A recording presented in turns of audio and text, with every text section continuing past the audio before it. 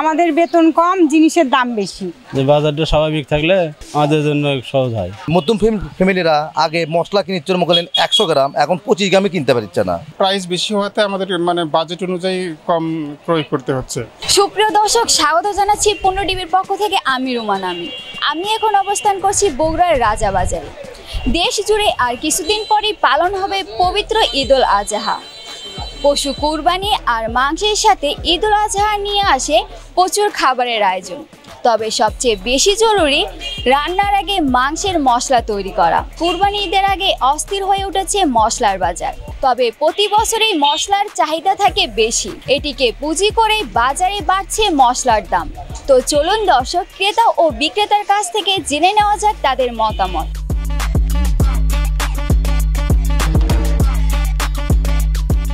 মধ্যবিত্তদের জন্য একটু না ভালোই কষ্টকর, কারণ আমাদের মাসিক বেতন যা হয় বাজারে আসলে দেখা যায় কিছুই থাকে না।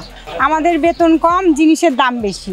মশলার চাহিদা এবারে একটু কেনা বেচা খারাপ, কিন্তু দুটো একটা দাম একটু বাড়ছে, তেমন কোনো দাম বাড়েনি। দুটো একটা দাম বাড়ছে, সাদা এলাচের দাম বাড়ছে আর একটু লঙ্গের দাম বাড়ছে।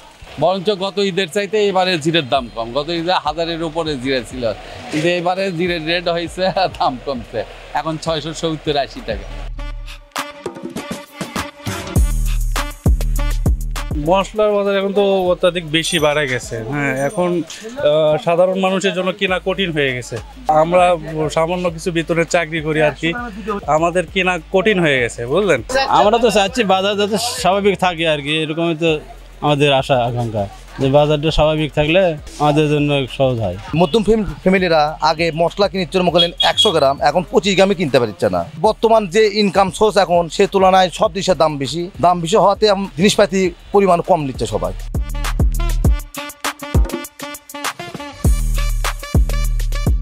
যে জিনিসটার দাম বাড়তেছে, এই জিনিসটার দাম আদৌ বাড়া উচিত কিনা, এগুলো একটু সরকার যদি তদারকি করে তাহলে আমাদের জন্য একটু সুবিধা হয়। জিরাটা আসে ধর্ম কিছুদিন আগে 700 টাকা বিক্রি হচ্ছিল, এখন বিক্রি হচ্ছে 640, 650।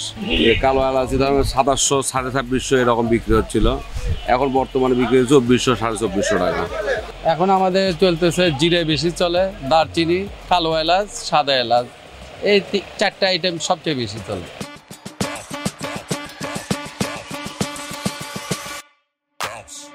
সামনে কুরবানিকে টার্গেট রেখে এখানে দাম অনেক চড়া তুলনামূলক। এই জন্য আমি দেখেন খুব সামান্য একটু মশলা কিনছি। প্রাইস বেশি হওয়াতে আমাদের বাজেট অনুযায়ী কম ক্রয় করতে হচ্ছে। মধ্যম শ্রেণীর মানুষ যেভাবে রোজগার করি তাতে দেখা যায় যে সংসারে টানাটানি অবস্থা চলে। আসলে তো এভাবে বাজার সরকার যদি নিয়ন্ত্রণ না করে তাহলে আমাদের জন্য খুব কঠিন অবস্থা হয়ে দাঁড়াচ্ছে। দর্শক, আজ এই পর্যন্তই। আল্লাহ হাফেজ।